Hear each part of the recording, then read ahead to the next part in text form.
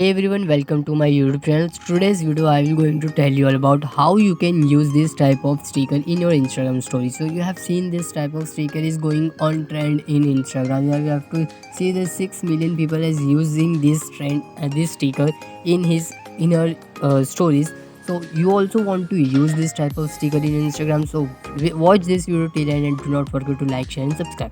So you can see here there are many people are using this type of sticker. So how you can use, so first you need how you can use this, how you can get this type of sticker. So I will tell you in end of the video. So you have to click to the address option, and then you have to choose any one photo in your gallery of sky. So here you will get this type of template. So here you will get the a sky in your gallery. I will share this story in my story, and then I will tell you how you will get this type of sticker in your Instagram. So first I have to upload this story, and I will come in my story section, and then I will highlight this story.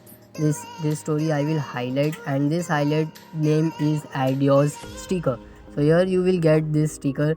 My Instagram link in description, you can go and check out, and you have to go to my profile, and you will get here my sticker option, and here you will get lots of sticker that's going on trend. So first there is the last you will get this trending sticker.